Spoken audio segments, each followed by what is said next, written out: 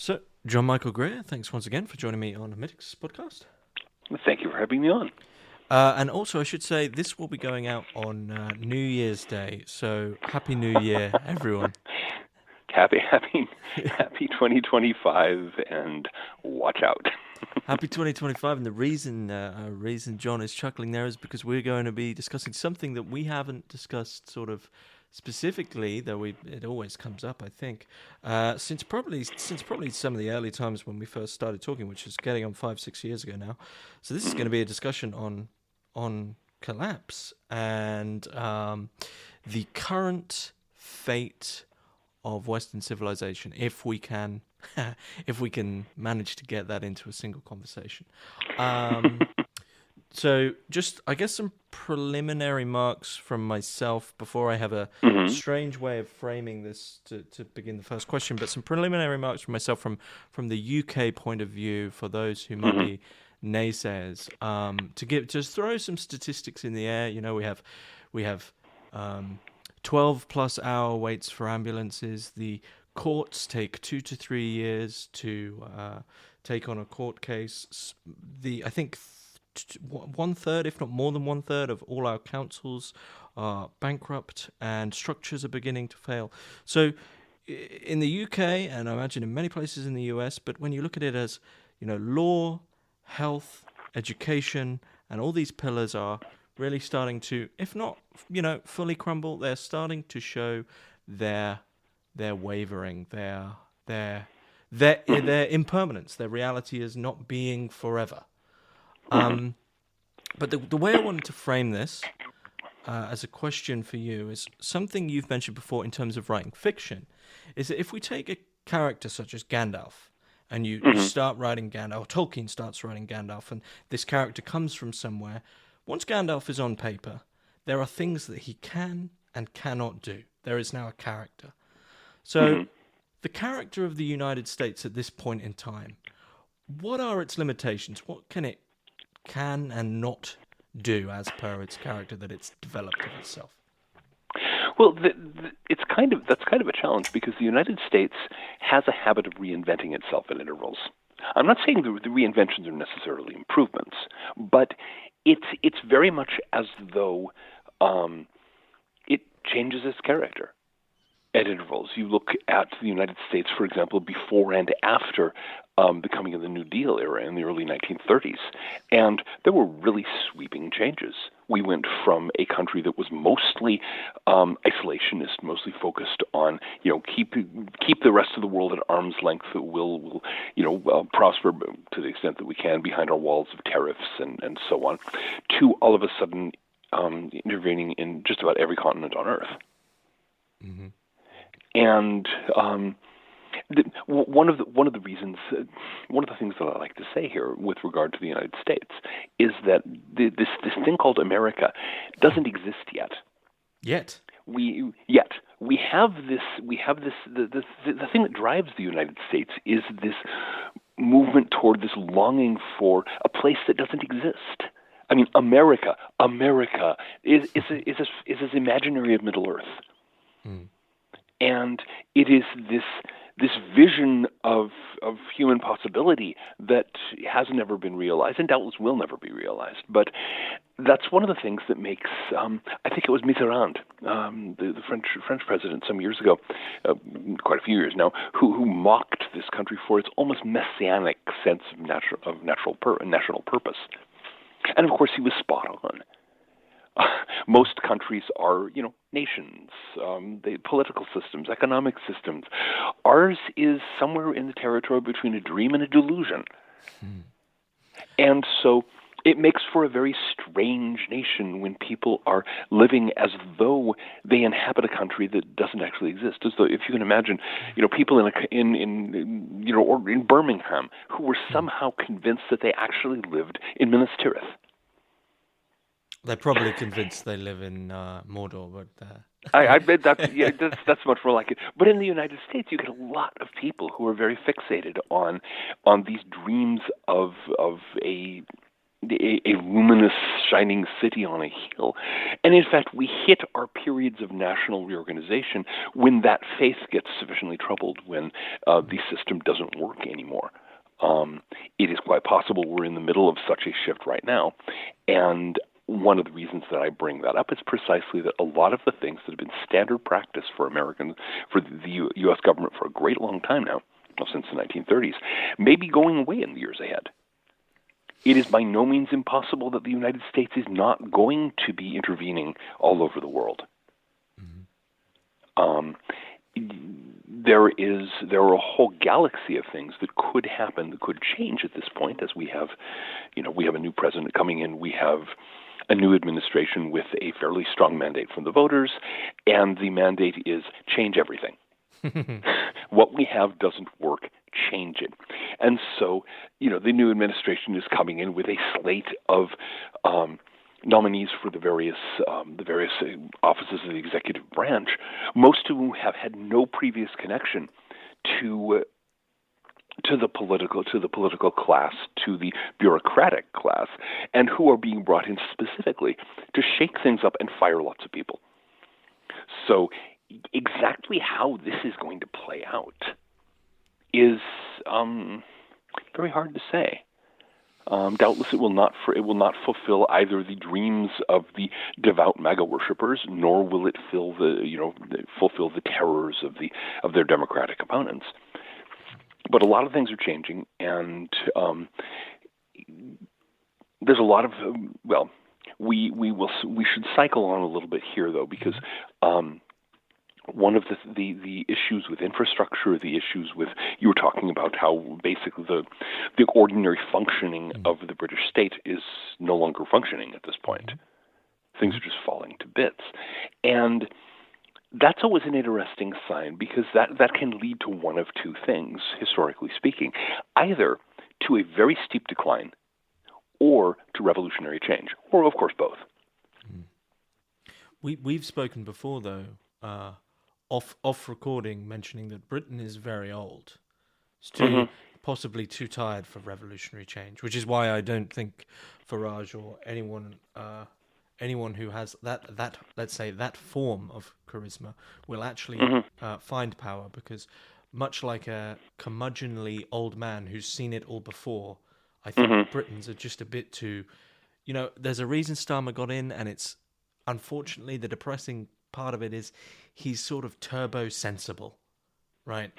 Like we're so tired, we just please just anything as long as it just about gets along and I can just about manage to keep going, which is a pathetic state of affairs, to be sure. But it as is. for a revolution, do we have the energy for anything akin to that?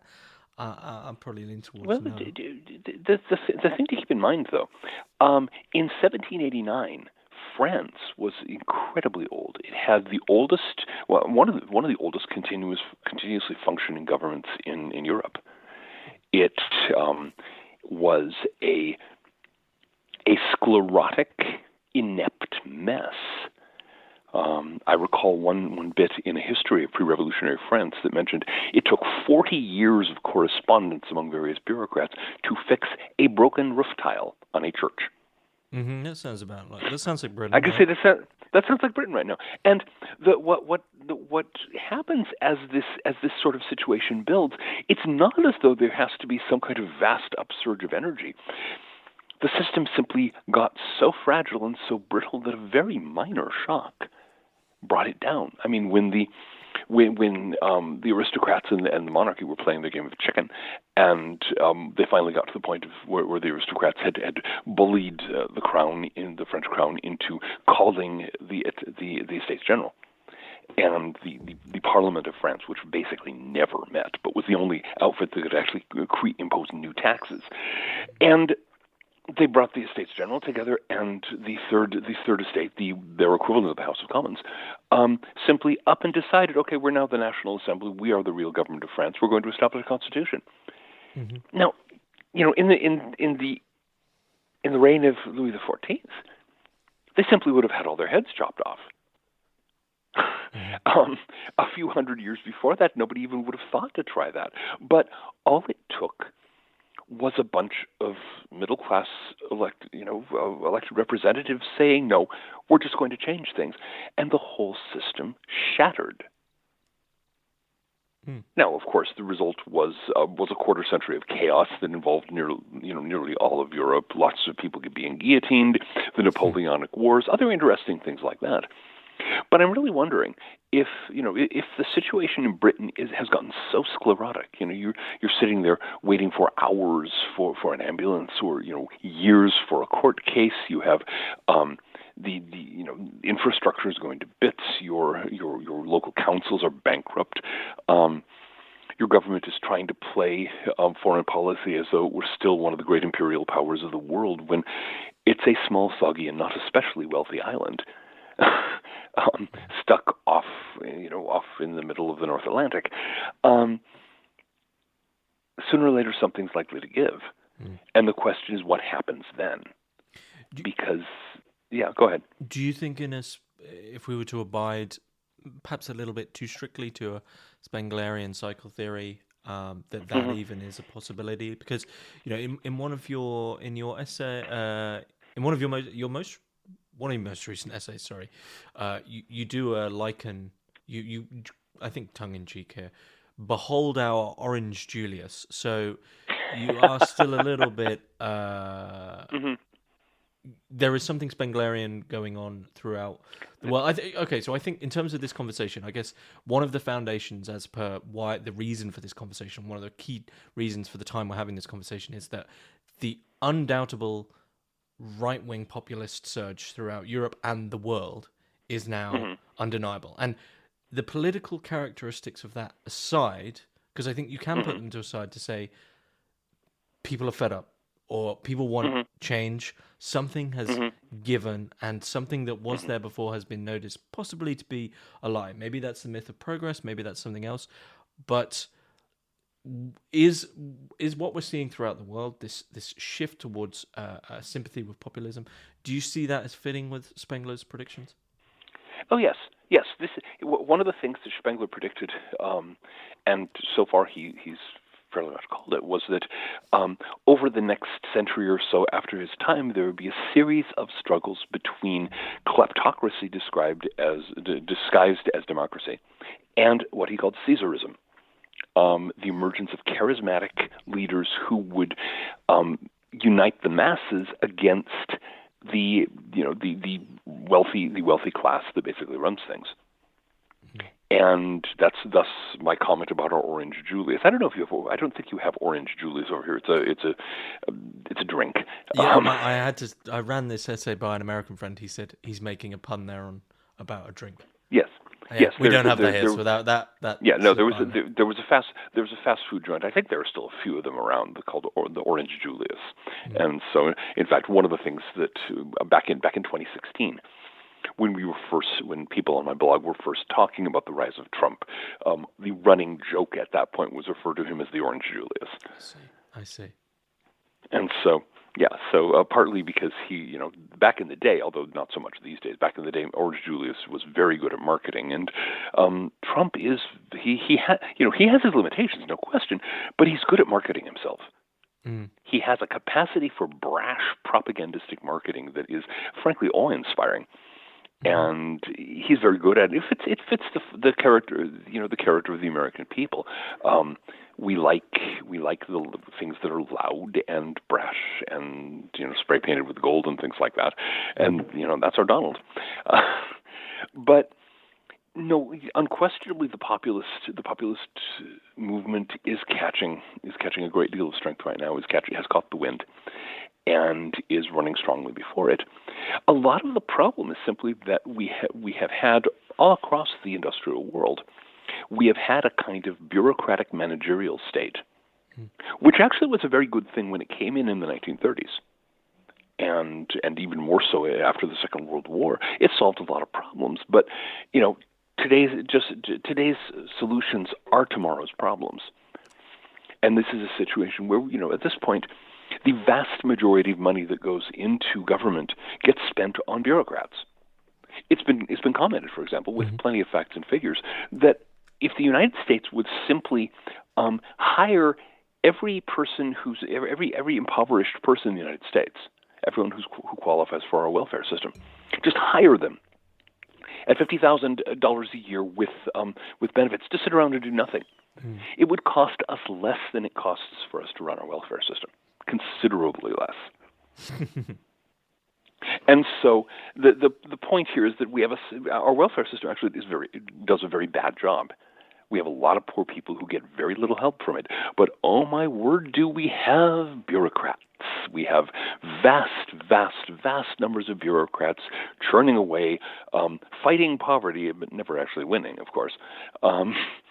And so a lot of what's going on here is the rejection of that managerial bureaucratic state. Certainly here in the United States, a lot of what's going on. The fact that one of the incoming administration's most high-profile plans is to have Elon Musk and Vivek Ramaswamy go through the federal government and make a list of everyone who can be fired. Mm-hmm. And the fact that, of course, Musk did this when he bought Twitter, now X, and fired 80% of the staff and service improved, is, I think, a fairly good indication of just how much deadwood there is. Certainly, I mean, I'm not going to speak for the British bureaucracy. I don't happen to know much about it, but the United States bureaucracy is a vast, unproductive mess that soaks up fantastic amounts of money and is apparently riddled with an enormous amount of corruption. Corruption is kind of part of the American way, although we don't like to talk about it too much. And it's very possible that if that can be pruned significantly, there will be a significant improvement in the lives of many Americans. Certainly, a lot of Americans are willing to take that gamble right now, because we all know that adding more bureaucrats does not help things. I think there's a larger problem at play that you outline in a sentence from your essay Tlon Ukbar Orbis Tertius, which is a reference to the Jorge Luis Borges short stories. You state politics is downstream from culture, but culture in turn is downstream from imagination. And when you're talking about the managerial state, the managerial class as well, the managerial state that's become this class, may be very efficient, may be very quantifiably great and helpful at a certain point, but it has zero culture. Something that was pointed out to me the other day, all these political movements, or I put that even in quotation marks, Trump is the closest I think one gets to having even a remote aesthetic. None of them, have artists behind them. None of them have movies or culture, or you need an art behind a political movement. And it seems to me that this managerial state has brought in a void of culture, which has brought in values, or it has brought in efficient systems of function that are conflated with values. The typical GDP goes up is one. And we're in a bit of we're in a drought of culture. And so all we do is, like you said right at the beginning there, is go back to some idea of America that actually never was. Oh, yeah. Yeah. Well, the thing is, partly this is a general problem, and this is another Schwenglerian point, a general problem with Western society. We completed our creative period as a society by 1900 or so. And since then, we've simply been, on the one hand, rehashing old forms.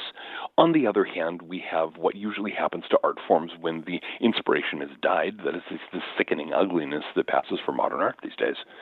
And so it's not just that these movements don't have art. Our society doesn't have art. There are some people, I don't know if this is caught on in Britain at all yet, but in America these days, there's a whole underground movement of kind of traditional art ateliers, schools which are teaching classic representational painting. They are sketching, doing life drawings and painting things where you can actually tell what it is. And basically acting as though it's still about 1850. Yeah. And the thing is, whether or not that has any cultural relevance in the long run, the paintings get snapped up. People like them. We've had the beginnings of a movement toward revival of classical forms in music. There are various things going on right now that are that are in the process of rejecting the modernist cult of ugliness And in nearly all cases, they're moving toward older forms. Now, in the populist end of things, a lot of that is found through folk forms. We have our country western music here in the United States. I'm not a fan, but it remains a very lively thing. We had our, I forget when it was, not all that long ago, the young man in Virginia who wrote the song Rich Men North of Richmond and got his 15 minutes of fame. It's a classic country western tune.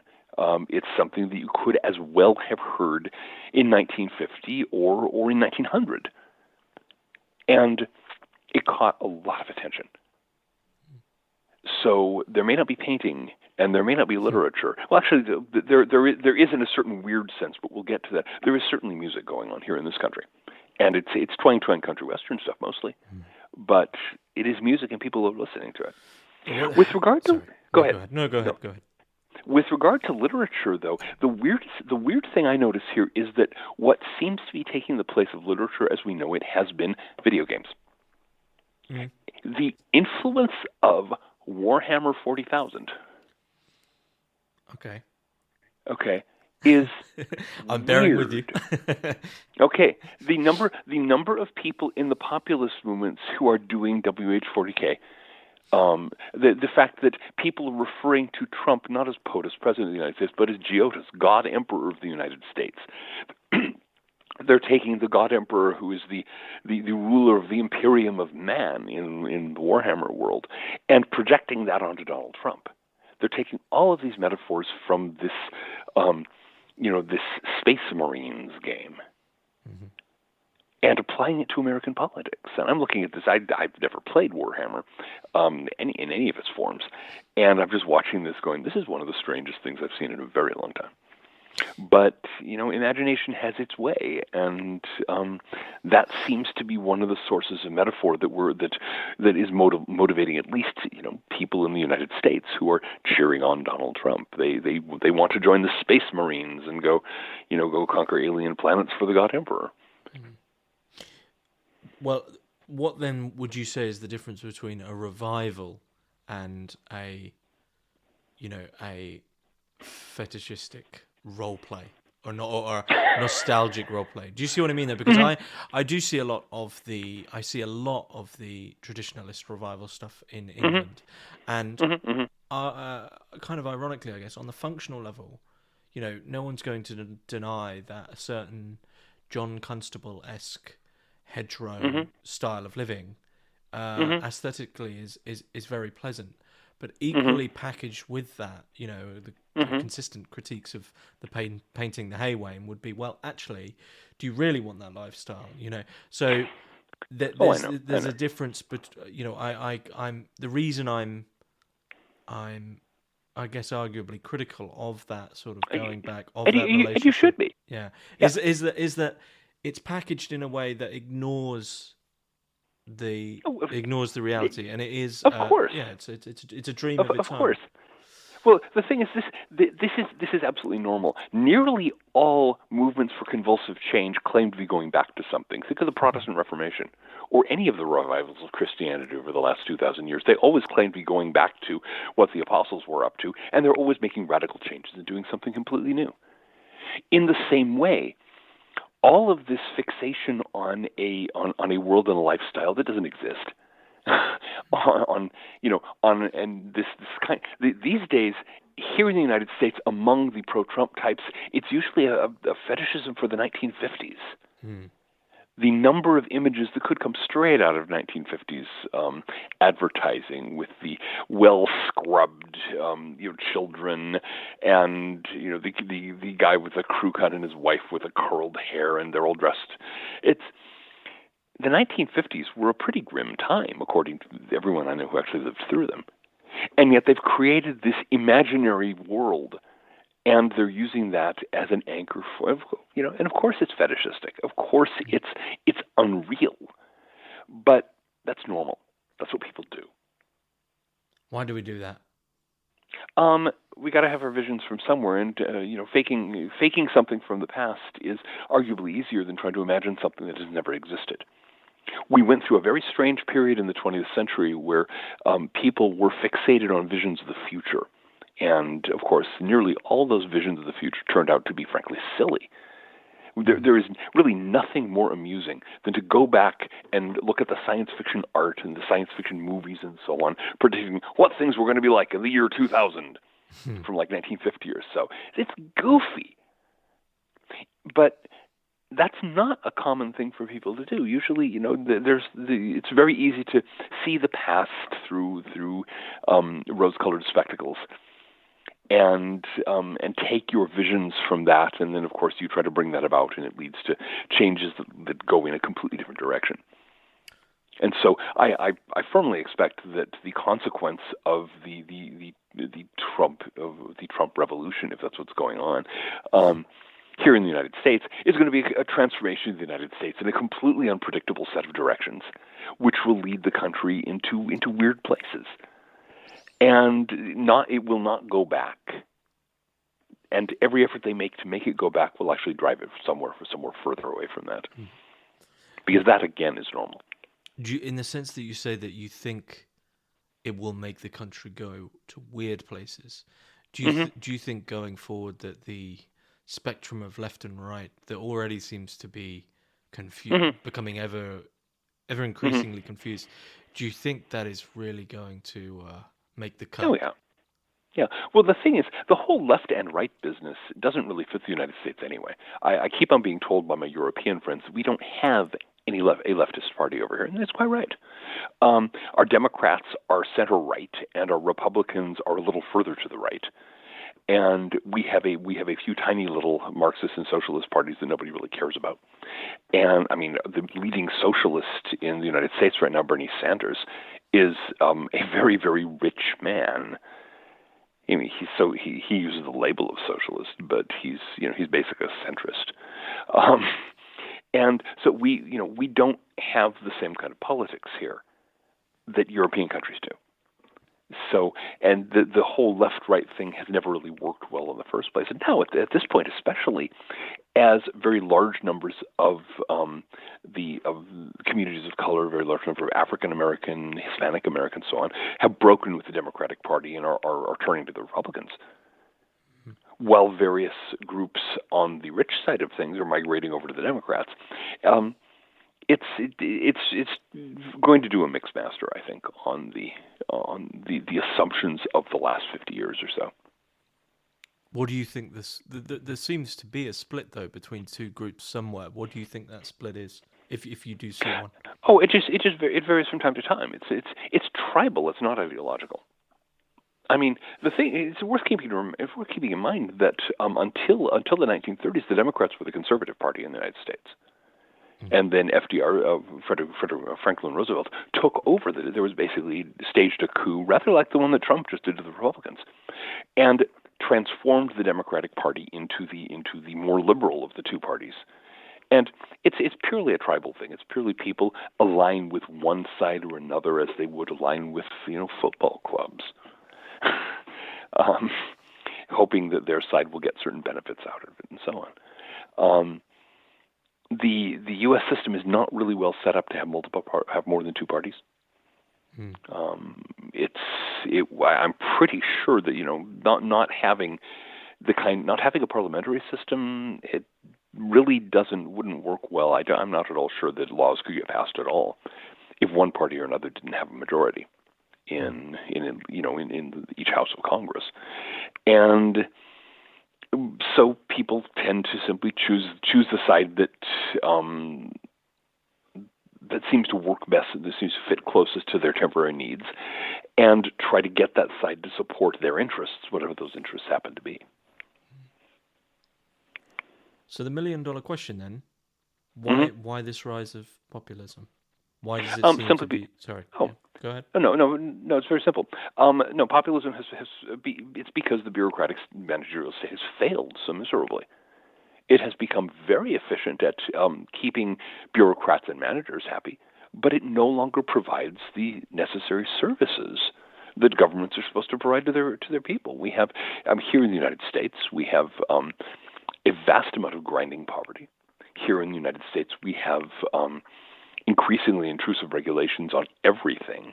And I mean, trying to start a business in the United States these days is a nightmare because everybody, all kinds of bureaucrats and bankers and middlemen of all kinds come running with their hands out. You can hardly, it's very, very hard for a new business to make a profit. This is very advantageous to the big corporations since they don't have to worry about startups. But it's been choking the economy here. There are a range of other factors, of course, but it is basically these people will handle tyranny with perfect grace. What they can't handle is dysfunction, incompetence, and we have an enormous amount of that all over the world. We have sprawling bureaucratic systems that simply don't work anymore, that have fallen to that sort of pre-revolutionary France state where 40 years of correspondence to fix a broken tile on a roof. And so a lot of what is motivating the populist thing is simply people are fed up with a system that no longer functions. And so they're withdrawing their support from it and putting their support into those parties that are saying, no, we're going to change things. Will they? I have no idea. That's always the question. Will there actually be changes? I think in this case, in the United States at least, there will almost certainly be changes, if only because Donald Trump holds grudges. And the grudge he has right now is against the Washington, D.C. Bureaucratic system, the deep state, as a lot of people like to call it. He has a heck of a grudge there, and the people that he's having to run the various bureaucracies are basically tasked with taking them down rather more than merely one peg. And so I think it's very probable that we will see some significant changes here. They won't be as sweeping as the MAGA fans hope. They won't be as devastating as the Democrats fear. But I think we are going to see some significant change. Partly that's necessary because as the dollar is losing its place as a global currency, we are losing the ability to borrow on international markets to fund our insane deficit spending. Mm-hmm. And so the single most effective way to trim that down is, drumroll please, lay off people. Bring the federal bureaucracies back down to size, cut federal expenditures to the point that we can meet them from current tax revenues and pay off some of our debt. And once that happens, we're basically okay. I think that's pretty much the UK's tactic as well. Starmer just announced that he's laying off 10,000 civil servants. So, Unfortunately, he won't be laying off the ones he should be. He'll be probably laying off the ones who actually do the work. I don't know. I mean, if he actually does the smart thing and lays off upper level people who cost a lot and don't actually do much, that could do some good. I consider myself somewhat politically homeless, but Starmer, the Tories really did leave a 12-year pit of sort of like, what do we even do? Right, and I think in a way, politics, in the sense that it's about power, is about understanding when to time things. Right, so if the whole thing is okay, we need to get the next election. Well, any serious decisions you need to make now, which he is doing, is consistently unpopular decisions are being made now. And so thinking about timings, I think he's playing a lot of cards very close to his chest. Okay. Okay. We'll see how it rolls. Yeah. I've noted that the very great unpopularity of his government, but we'll see. Maybe he does have a. People make a big thing about his extreme unpopularity, but is that anomalous to any other politician in the Western world right now? I mean, trust in governments and trust in media is basically to say no one trusts them, right? And for very good reason. I mean, nobody trusts the media because we've all seen the media lie itself blue in the face about, the mainstream media just tells lies at an astounding rate, and then gets all fussy when we say, hold on, that's a lie. No, you should trust us. Well, stop telling so many whoppers.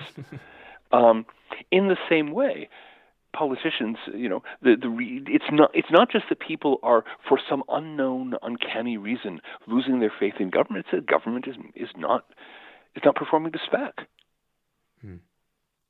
Here in the United States, government has mostly been a method to enrich bureaucrats and big corporations, at everyone else's expense. Everyone knows it. And so attitudes toward, Congress, most people have a higher opinion of their local organized crime boss than they have their elected representative, and for good reason. Mm-hmm. And, if yes, exactly.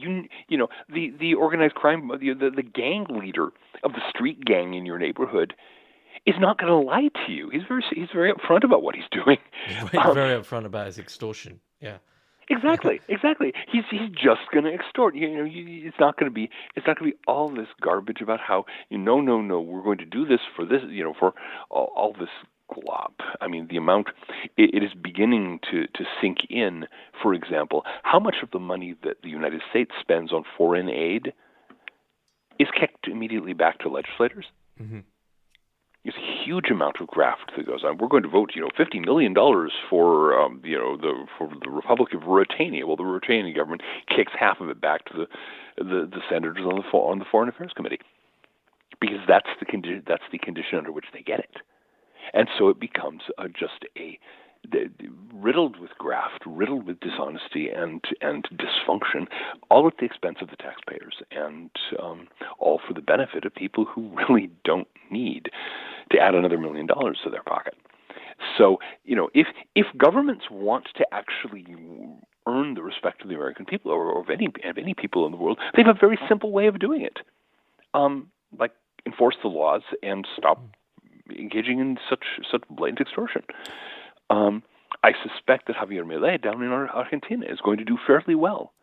Speaking of people who are cutting bureaucrats, well, he just erased the deficit for the first time in exactly. It's what, 120 120? Right? Yeah, more than a century. Argentina always ran a deficit, and now it's got a budget surplus, and he did it by firing bureaucrats. My guess is the transformation he set in motion is going to cause major changes cascading across South America, and may turn Argentina into, as it has always had the potential of being, a major power. Mm-hmm. It's a large, potentially very rich country, and it's been burdened with fantastic amounts of corruption. But now that he seems to have figured out how to get the deficit under control, it means the country is no longer beholden to overseas banks and to the governments that control those banks. And so maybe Argentina can rise to its potential at this point. Mm-hmm. So to address one worry that I think is on a lot of people's minds in a rather transparent sense, quite a while ago now, I think you wrote, was it one essay or a series of essays, Weimerica, playing on Weimar Republic, Weimerica, and the similarities between, things such as inflation in America, and then eventual hyperinflation in Weimerica, in the Weimar, etc., etc. And of course, the eventual thing that happened post Weimar Republic is the rise of charismatic leader, namely Adolf Hitler. And this is with this rise of populism. This is especially for Europeans, is the thought on everyone's mind that what is happening is paving the way for the two-dimensional charismatic leader. Do you see any reality to that? Idea? It's a very real risk, and the reason that it's a risk is that the existing governing classes are not willing to make the necessary changes. It's exactly the same thing that put Hitler in power. Okay, the Weimar Republic had a set of approved policies that all parties were expected to follow, which were running Germany into the ground. They were the official the economist approved. This is what we have to do. This is the austerity that we have to follow. Blah blah blah, and the German people went to, in effect, they went to one party after another to find somebody who would actually change these disastrous policies, and finally they had to settle for Hitler because he was the only one who would actually do it. If, for example, any of the mainstream parties in Germany at that time had said, forget about what the economists are saying. This is ruining people. We are going to pursue these policies, simply take the policies out of the hands of the goose-stepping extreme. and impose the economic policies that were so very popular in Germany in the 1930s without imposing the nastier behavior, they would have done just fine. There's some hope that that's basically what's happening here in the United States right now, because despite the claims of Democrats, Donald Trump is not, is not Adolf Hitler. He does not have a toothbrush mustache. He's not going to send anyone to camps, but basically somebody has to be willing to break with the conventional wisdom and make the changes that have to be made. If that does not happen, if the nations of Europe remain fixated on the particular set of economic and political policies that they're, the encouraging of mass illegal immigration, and all the various other things they're doing, you could end up getting the seizure of power by charismatic dictators who might, very well plunge the continent back into war. But there's an elephant in the room here, right? Mm-hmm. Which is the birth rates. Mm-hmm. Because we, I don't want to use the word require, we expect a standard of living, a comfortable, progressive standard of living with bigger TVs every week and faster cars and all this, and just general comfort. And that is reliant, in terms of that the economy of progress. Any economist will say, well, the economy has to grow by 5% every year for us to sustain what we expect. And for that to happen, you need a lot of productivity, and for that to happen, you also need a continual flow of labor, or you could say a continual growth of labor, if you want to put it in terms of births. And I think Britain is at 1.6 birth rate, but then we were mentioning, when we spoke last, is it South Korea, right? Is 0.68? Yeah, South Koreans are going to be extinct within not much more than a century. And the thing is, partly this is happening all over the world. The entire world has had sharp declines in birth rates. The only continent that is still has a positive growth rate is Africa, and it's dropping steeply there too.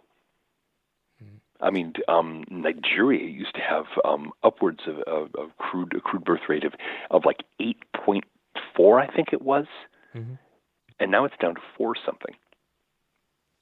Do you think this is evolution? Do you think this is sort of a Spenglerian? This is just caught up in the cycle. Do you think this is cultural? We sort of have a culture of antinatalism, arguably. Well, there's a whole range of things going on. First of all, there's the simple fact that we are past the Earth's carrying capacity. We are at the point where overcrowding, basically the world's population is in the process of peaking at an unsustainable level, and so it's going to decline. That ecological reality is also playing out in economic and cultural ways, as such things always do. And in particular, you are seeing, at this point, partly, for a variety of reasons, but the managerial state is part of it. It is extremely expensive to have a child these days in the developed world. It is extremely expensive, and it places you at the mercy of entire flotillas of bureaucrats. And so a lot of people are backing away from that. Of course, in the United States, certainly the economy has been bad enough for long enough that an enormous number of young people simply they're still living with mom and dad. They have no other choice. They can't afford a place to live. They can't get a job that will pay even the rent on a flat. And so they're not starting families because they can't afford to. I believe this is the case in many other parts of the world, many other parts of the developed world, where the economy simply will not support that. Various national governments are trying to keep things propped up by bringing in illegal immigrants who you can pay substandard wages and who have effectively no rights. But that's a temporary thing also. I mean, here in the United States, most of our immigrants have traditionally come from Latin America. Latin America birth rates are dropping like a rock. Mexico is below replacement level and falling. So it's starting to become very complex. Now, in the long run, that's going to involve tremendous economic dislocations, because once it no longer becomes possible to grow the economy by growing the population, once population contraction really sets in, I don't think most people have even begun to think about the implications. We assume, for example, that if we invest money, we're going to get back a profit. That only happens because the economy grows. We assume that businesses are going to make money year over year. That only happens because the economy grows. What do we do when every investment on average loses money? What do we do when every business on average has fewer customers and less business year after year after year? An enormous amount of what passes for ordinary economic life falls to bits. And of course, the mere fact that real estate at that point becomes worth nothing. Mm-hmm. When 10% of your housing stock is empty because there are no people who live in it, how far can you bid up the price of houses? You can't. Well, I would also argue if it was 10% of your stock, it would possibly even go to the negative or the actual reverse, right? Because then you've got to factor in, no, it's not just 10% stock; it's 10% stock that you actually got to pay money to keep on the land to maintain exactly. Right? Oh yeah. And so we're in a situation where the economic certainties that everybody learned to rely on during the last 300 years of growth are slamming into reverse. And the nearest examples that we have of this date back a very long time. And I don't think many people are paying attention to that, watching the radical economic simplification of the Roman Empire, for example, as it hit its era of depopulation. It's really quite challenging. And there are things that could be done to prepare for it. There are things that could be done to deal with this, this looming situation. But nobody's willing to think about it. What could be done? What could be done? Okay. The first thing to do is take steps to start popping the real estate bubble. Okay. If we can get. If people can get used to the fact that real estate is, a house is a place to live, it is not an investment. Okay. I know. But that's the absolute backbone of financial capitalism, right? Is property prices go up forever. Exactly. Financial capital. We need to start building local economies separate from the financial capitalist system. Mm-hmm. And it's best done not from a top-down basis, but on the basis of local people in their own neighborhoods and communities making connections with each other. One of the things that typically happens in a period of contraction and decline like this is that money stops having any value at all.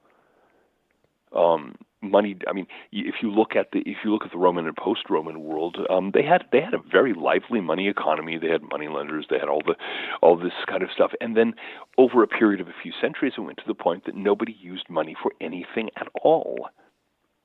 Because it no longer had any significant value. Everything was being done by customary economies, by exchange of labor or exchange of goods. And so that's one of the ways. Partly that was, of course, a way to avoid taxation, but it's also a way to begin building the kind of economy that can function in a period of contraction. Of course, disconnecting yourself from financial capitalism to the extent that you can, making sure, for example, that you don't depend on it for your income, is a very good step also, because it's going down. And as global population kicks into enduring contraction, and our governments can no longer prop it up by importing people from the global south, real estate prices are going to drop. The price of the ability to lend money at interest is going to come unglued, because you can lend money, but what's the point when the person will not be able to pay it back? In a contracting economy. So it becomes a very, very tangled situation. What are some early signs of this to see? Or are we seeing them? Oh, we're already seeing them. The frantic efforts being made to prop up real estate markets, even when there's a vast amount of people who are homeless, and a vast amount of real estate that's literally sitting empty. it's very obvious that's an artificial process. Of course, the way the governments around the world are bringing in illegal immigrants to try to bolster the population. I would also point to the condition of interest rates, because interest rates will tend to track the actual rate of profitability. People will borrow money only if they think they can pay it back. And so as interest rates head down toward effectively zero, what you're looking at is a situation where the effective rate of profit is approaching zero also. So I would point to those. I would also just point to the radical disintegration of our infrastructure. You know, the money is not there. Well, the notional money isn't there, but the actual resources, labor, etc., to keep everything up, those aren't there. That isn't there anymore. And you see that especially here in the United States. There are large sections of the United States that are reminiscent of nothing so much as images of the Soviet Union in the decade before it all came crashing down. That sort of general air of creeping decay. Do you think, you know, a lot of people are talking, you speak of the resources and the labor and also the skills there to build these things. Oh, yeah. Do you think that the competency crisis is a very real thing? Oh, yeah. We have, I can't speak to other countries. Here in the United States, we've spent the last half century neglecting all practical skills in our education system and instead teaching people to be paper pushers. You know, we glorify the bureaucrat, we glorify the manager, and so we end up with an enormous number of people who have literally no practical skills at all, and a very serious shortage of people who can do simple things like, even like plumbing and wiring and doing efficient work in factories and things like that. It is one of the reasons that NATO's side is doing so poorly in the Ukraine war right now is that nobody in the West has an adequate arms industry anymore. The Russians have plenty of factories that can turn out artillery shells, and their friends in North Korea are happy to oblige. But Britain and the European nations and the United States and so on, the entire United States has one factory that turns out 155 millimeter artillery shells. One. And they don't turn out that many. So we're totally we literally don't have the trained personnel. I mean, it's making an artillery shell is not the world's most difficult task, but it does require technical skill. We don't have anybody who knows how, outside of these mostly middle-aged workers in the Hudson Valley of New York State, who are putting in their 8-hour shifts making artillery shells. Why do you think it is that certain skills just didn't get passed on in this way? That there wasn't that appeal for people to take up these jobs? Well, because here in the United States, we offshored nearly all of our industrial plant to the global south, because it made temporary short-term financial sense for the companies to pay less to pay lower wages. You also had the conviction after the Soviet Union fell. You had a conviction among a lot of politicians across the Western world that Francis Fukuyama was right. The history was over. We had won. There would never be any major wars anymore. If there were, they'd be fought by some super duper exotic technology that, of course, we'd have.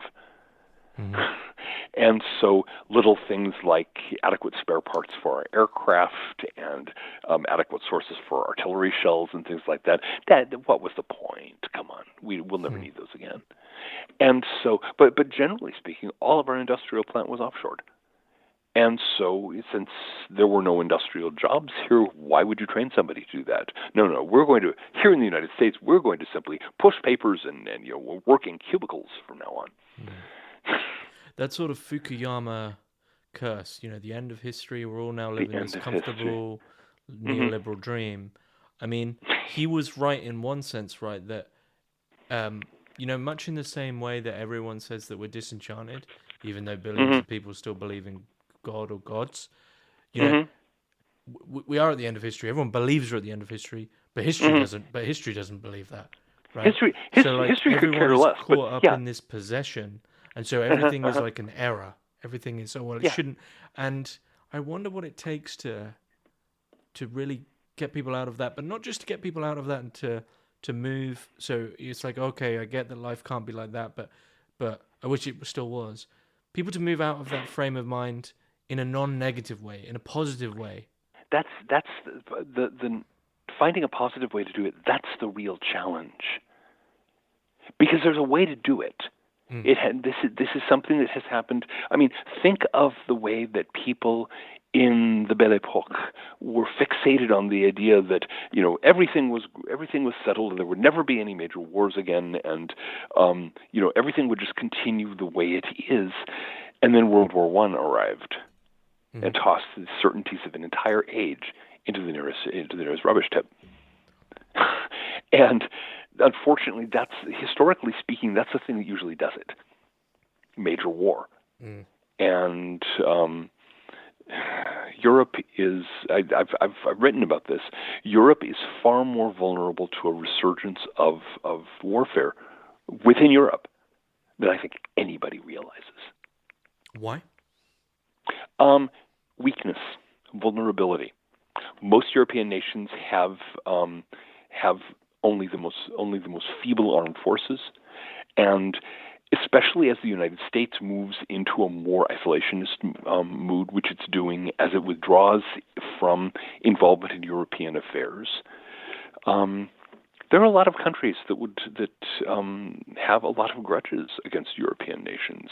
I could see quite literally. I'm not just kind of speaking. I could see the nations of West Africa that have a long history of being maltreated and exploited by France, demanding reparations, or they'll go to war. And the thought of Malian and Burkina Faso and Nigerian troops marching up down the Champs-Élysées is perhaps much more realistic than I think anyone realizes. Equally now, you've got European politicians who are terrified of the prospect of Russia expanding further west, who are talking about rearming. And of course, Europe's history being what it is, they'll start by rearming against the Russians, and they'll end up rearming against each other, and then we get the wars again. But it's also also a case of, in your recent essays on lenocracy, a government of pimps, it seems that one of the last things that happens in a crisis is those that are savvy enough to notice what's going on grab what they can. Yeah. And that I think early stages of war is a means to do that, and it's almost like the last loser is the real loser, if you see what I mean. Like it's whoever just happens to fall last will get the brunt of the blame or whatever. Oh yeah. It's just there's the current situation of Europe vis-a-vis the rest of the world is very unstable, because Europe has depended on basically the power of the United States to enforce a world order that the United States increasingly can't enforce, and it has depended on economic power over various of its former colonies and so on to continue extracting wealth from those, and that's breaking down in a big way. And so exactly what's going to happen to Europe is a very interesting question, but I doubt it's going to be pleasant. What form of power is going to replace economic power? Usually what replaces economic power is political and military power. Sometimes it can be religious or ideological. But I don't see a lot of likelihood of that in Europe right now. Ideology doesn't seem to have a lot of strength, and of course, religion. The only religion that's really alive in Europe these days is Islam. So, very likely, this is very similar to the situation as we're talking between the two world wars, where there are problems that are going unsolved. There are issues that are not being dealt with, and the first charismatic leader who deals with them, scoops the pot. And what does he then do with his power? Well, we don't know yet. Is there anything you see coming in the future? I mean, obviously you're not a prophet, not yet. Is there anything you see around the corner that you think will be a real surprise? People always ask that, and I say if it's a real surprise, I'm no more likely to Yeah. know it than Yeah. anyone else. Okay. But no, the thing is the thing that I see here primarily is that the existing world order is much more fragile than anyone realizes. I think recent situation in Syria is a good example. The Syrian Ba'athist government was apparently still in charge of the country, but it was actually riddled with weakness.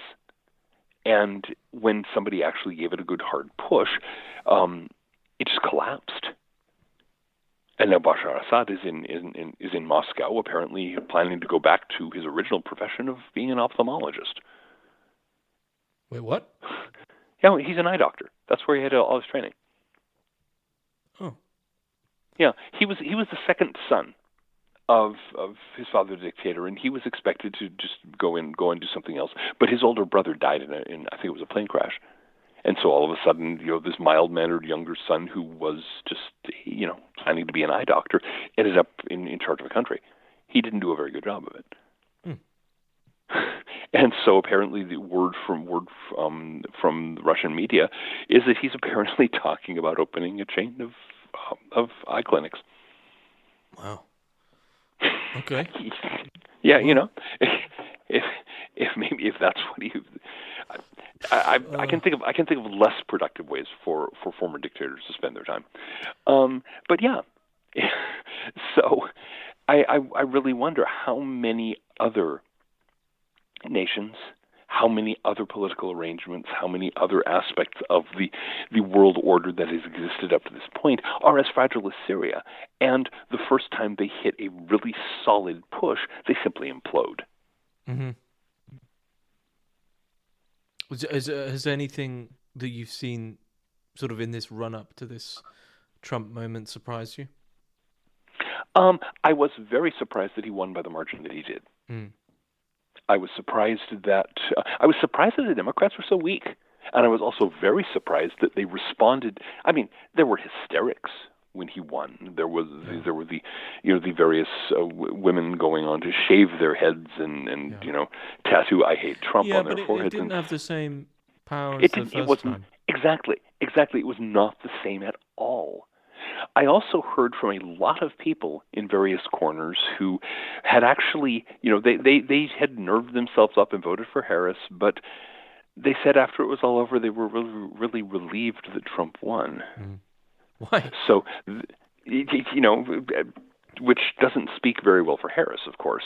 But then, well, that's another story all on itself. But no, I think that there has been a real sea change in American public opinion. It has startled me when Daniel Penny, the guy who was on trial in New York for putting a chokehold on a guy on the subway, when he was acquitted, lots of people were expecting the let's burn down a city sort of riots that that various paramilitary groups had done before, and it fizzled.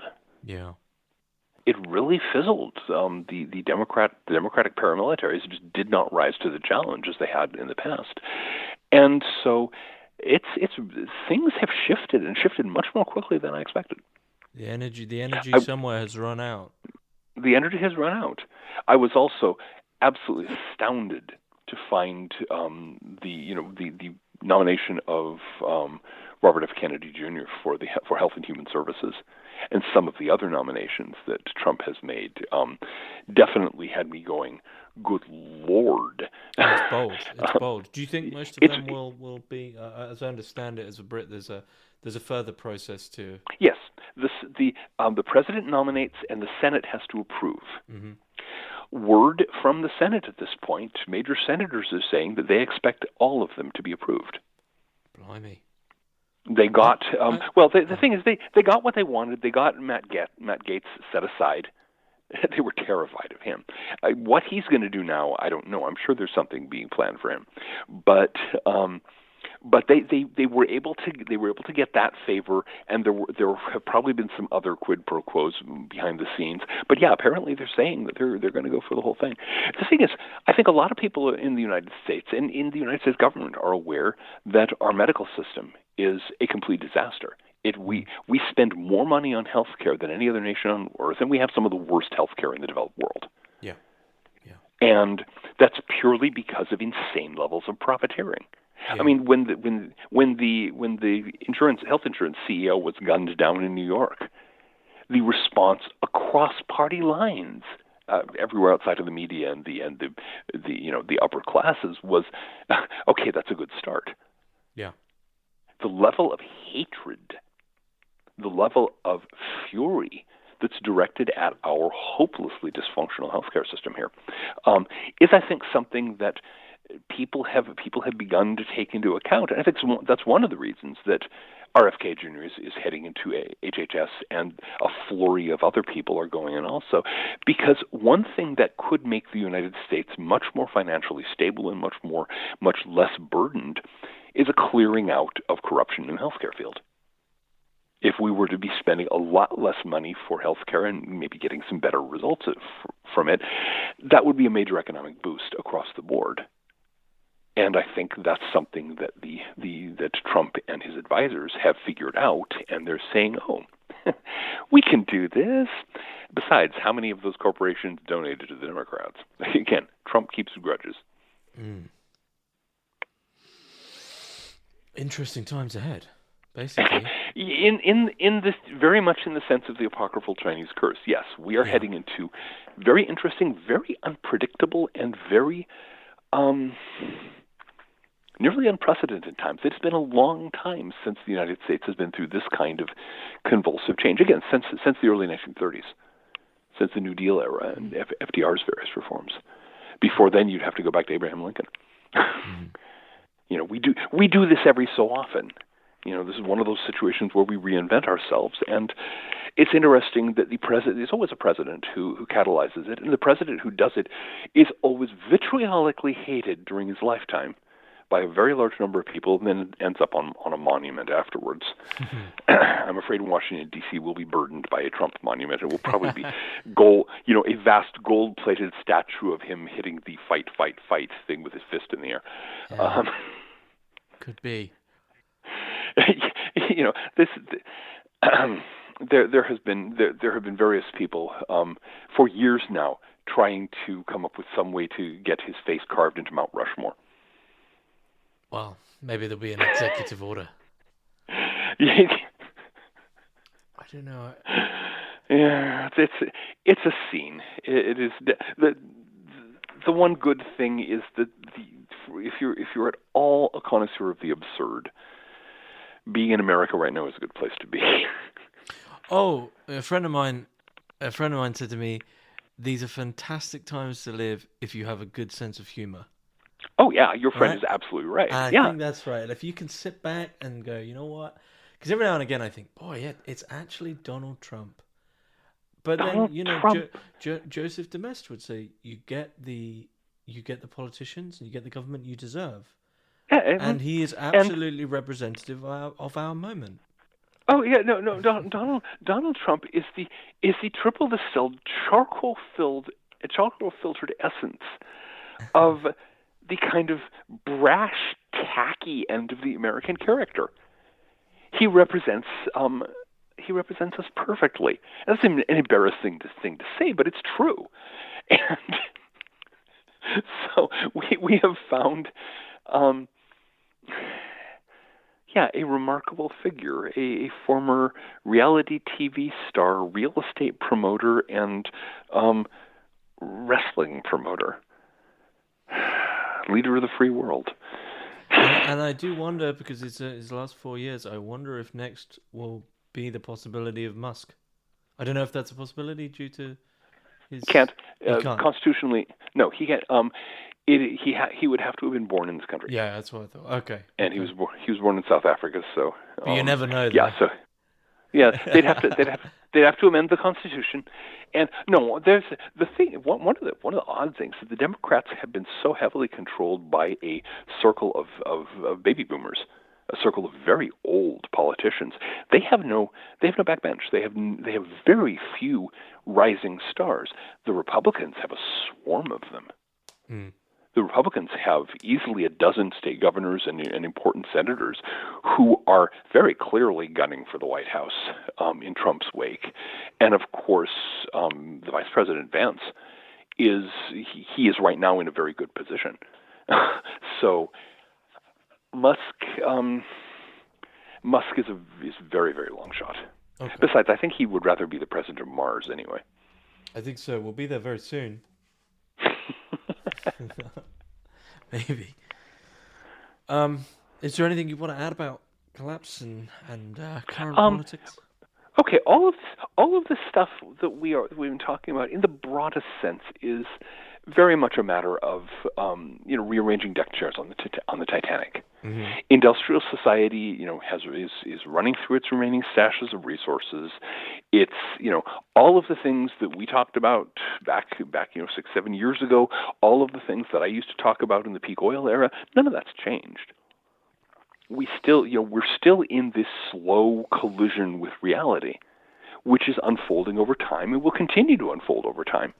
But in the meantime, there are things there's all this odd politics that's taking place, all these shifts in power and wealth, and the relative balance of strength between nations, and again, that's normal because the broad picture is something that unfolds over time.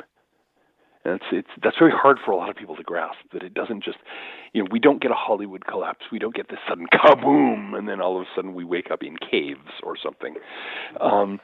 It's a long, slow process, and this is part of it. Well, there's a nice pessimistic, there's a nice realist And a reminder. realist, yeah. It is perfectly possible to have a happy and fulfilling life in an age of decline. Many people do it. So, we're not going to the stars. We're probably never even getting to Mars, although Elon hasn't figured that out yet. But history goes on. There will be, our civilization will gradually cycle down, and other civilizations will rise. And 10,000 years from now, people will be, scholars will be considering these legends that people actually flew to the moon, and they'll probably say, "Oh, it's probably just an old folktale." And then there'll be the moon landing conspiracy theorists who actually believe it. Yeah, exactly. Yeah, no, come on. That's so obviously this sort of legendary archetypes and all this kind of stuff, and we all know that the Great Golden Trump is just a figure out of legend. Okay. Well, good times ahead. It seems like a good place to finish up. Yeah, John Michael Greer, Happy New Year, and thanks very much. Thank you, and a happy 2025 to everyone.